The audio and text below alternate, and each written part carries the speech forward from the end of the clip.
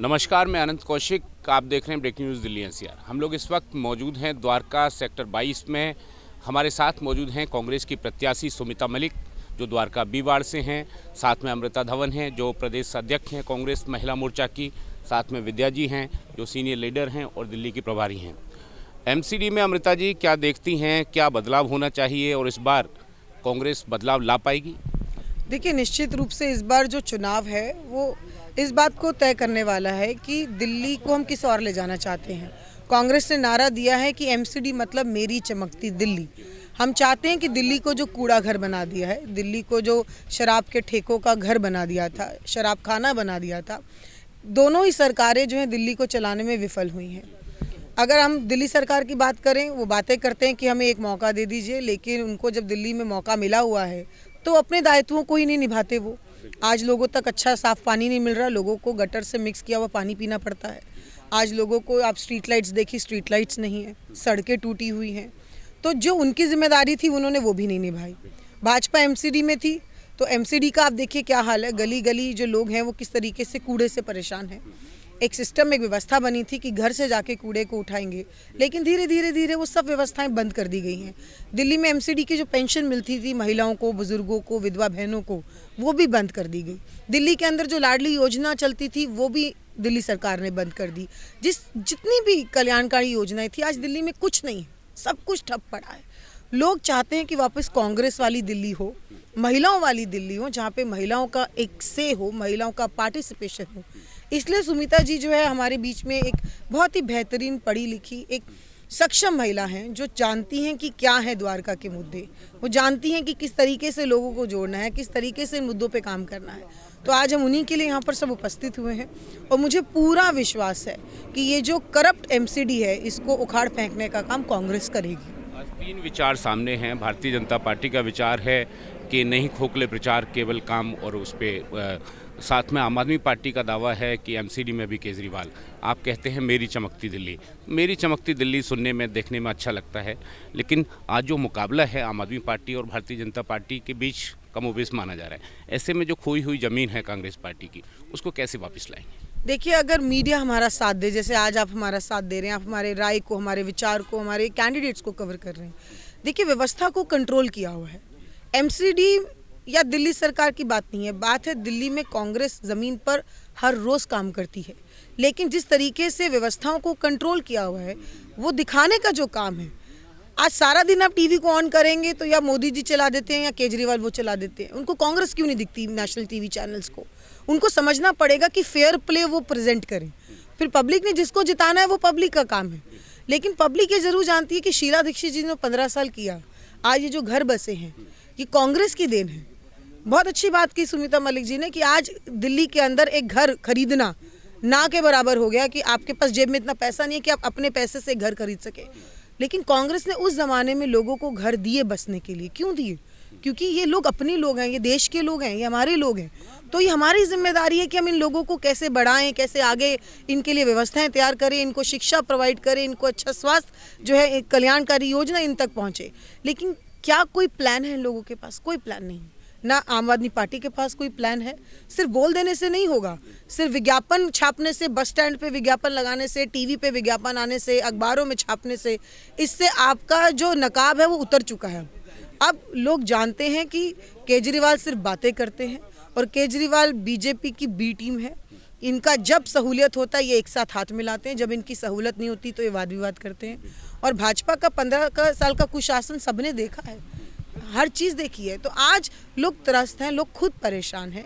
गली गली, नुक्कड़ नुक्कड़ शराब के ठेके खोल देना, ये जो केजरीवाल ने किया था, लोग आज जिस तरीके से महिलाएं, बहनें उनको उस समय सुना रही थी, अपशब्द यूज़ कर रही थी, वो लोगों को आज भी गुस्सा है कि कोई भरोसा नहीं कि दिल्ली को फिर ये नशे की राजधानी बना दे। तो लोग डर रहे हैं। विद्या जी, क्या लगता है अभी हाल में जहां हम खड़े हैं, मटियाला विधानसभा का ये इलाका है, यहाँ के जो विधायक हैं आम आदमी पार्टी के, उनकी कुछ रोज़ पहले उनके कार्यकर्ताओं ने पिटाई की।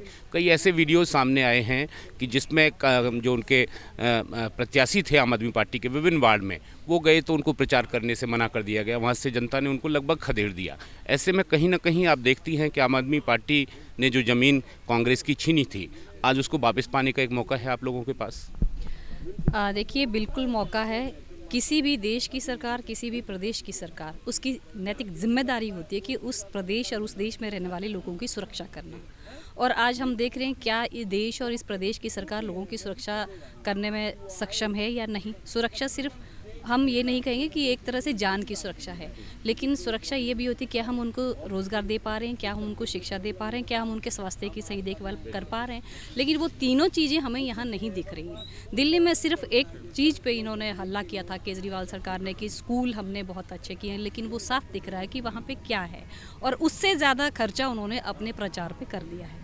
जब ये तीनों चीज़ें वो नहीं कर पा रहे हैं तो फिर इस देश की जनता कैसे सुरक्षित है, और जब जनता ही सुरक्षित नहीं है तो फिर हम किसके लिए सुविधाएं जुटा रहे हैं। तो इसीलिए इस देश की जनता को, इस वार्ड की, इस जिला की, इस विधानसभा की जनता को समझ में आ गया है कि कांग्रेस पार्टी ही एक ऐसी पार्टी है जो सही तरीके से जनता को आज़ादी देती है बोलने की, काम करने की और आज़ाद तरीके से अपना जीवन जीने की।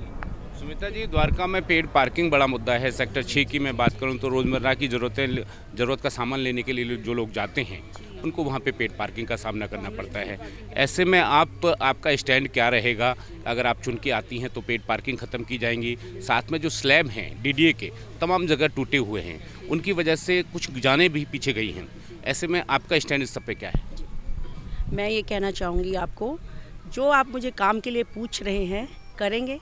मैं ऑलरेडी शुरू कर चुकी हूँ। नॉमिनेशन मैंने बाद में भरा है, उससे पहले मैं एक्टिव होकर काम कर रही हूँ। Sector 11 Dwarka market, jewellers market, जिसमें ऑलरेडी ये प्रॉब्लम आ चुकी है, बहुत बड़े स्केल पे आ चुकी है।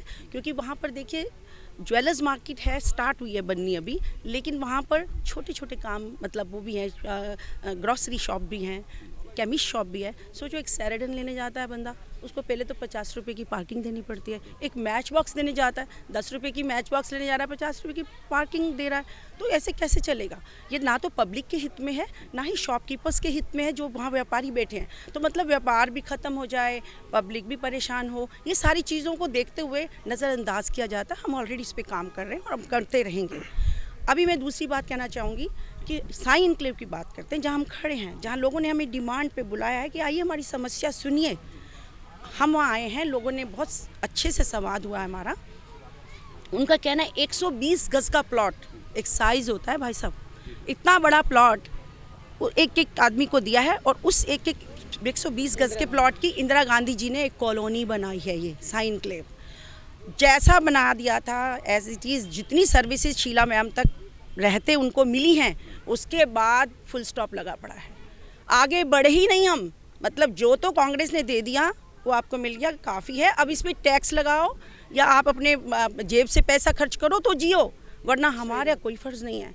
हमारा फ़र्ज़ है, हम आएंगे, भाषण देंगे, नेतागिरी करेंगे, चमकाएंगे खुद को, दैट्स इट।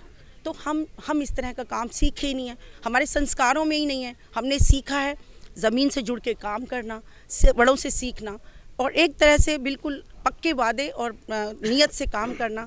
काम किया है, काम करेंगे, जन जन का सम्मान करेंगे। ये आज का नया हमारा नारा नहीं है, बहुत पुराना है, बच्चा बच्चा जानता है। उसी पैटर्न पे सुमिता मलिक काम करेगी।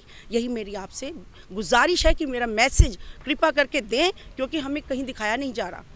जब दिखाते नहीं है तो लोगों को थोड़ा सा ये रहता है कि शायद कोई आ भी रहा है कि नहीं। मैं आपसे विनती करती हूँ, आप इसको स्प्रेड करें और बताएं कि हम लोग तैयार हैं। इतना बड़ा यूथ तैयार खड़ा है काम करने के लिए, हमें मौका दें। शुक्रिया। आप सब लोगों से मैं एक बार पूछूंगा कि आप में से कौन कौन है जो बातों से सहमत है और कांग्रेस पार्टी को वोट करने वाले हैं? बताइए, आप करेंगे वोट? बिल्कुल, हाँ जी, बिल्कुल, क्यों नहीं। देखिए, कांग्रेस की नीतियाँ हमेशा से रचनात्मक रही हैं, ये आज से नहीं है। हमने पहले भी कांग्रेस को देखा है, और चाहे वो फ्लाईओवर्स की बात हो, चाहे वो इंफ्रास्ट्रक्चर की बात हो, चाहे वो हमारी सोसाइटीज़ के अंदर फैसिलिटीज़ की बात हो, ये सारे योगदान कांग्रेस द्वारा ही हमको मिले हैं। लेकिन बीजेपी की जो राजनीति है वो धर्मों को लेकर है, विघटन की राजनीति है। हर जगह पर चाहे वो हिंदू मुस्लिम धर्म को लेकर तोड़ने की राजनीति हो, तो हम यही राजनीति देखते आ रहे हैं। और आज दिल्ली का, देश का राजधानियों आप सब कहीं पर भी चले जाइए, आज का युवा भी परेशान है क्योंकि आज रोज़गार नहीं है। हम लोगों को डिवाइड, जैसे हमने पहले सुनते थे कि डिवाइड एंड रूल, तो हमने वही राजनीति पिछले 15-20 सालों में देखी है कि किस तरीके से लोगों को आपस में तोड़ा जाता है, उनमें नफ़रत का माहौल क्रिएट किया जाता है और फिर राजनीति की जाती है। तो ऐसी चमक वाली राजनीति हमें नहीं चाहिए। हम वास्तव में एक इंफ्रास्ट्रक्चर डेवलप करके लोगों को फैसिलिटीज़ देके हम उस राजनीति में विश्वास करते हैं। तो कांग्रेस की वोट डेफिनेटली यूथ की, हम सभी की कांग्रेस को ही वोट है। कुछ और लोग मौजूद हैं, उनका विचार जानेंगे। नीलम जी हमारे साथ हैं। नीलम जी, क्या लगता है इस बार कांग्रेस वापसी करेगी? और ख़ासतौर पर अगर मैं द्वारका बी वार्ड की बात करूं, सुमिता मलिक जो है किस तरह की कैंडिडेट हैं, कितना जो जनता में कहें मैसेजिंग इनकी है और कितनी स्वीकारता आप देख रही हैं? बिल्कुल बिल्कुल, मैं ये कहना चाहूँगी कि जब मेरा जन्म हुआ तब कांग्रेस थी और उस टाइम बहुत खुशहाली थी, बहुत खुशहाली थी।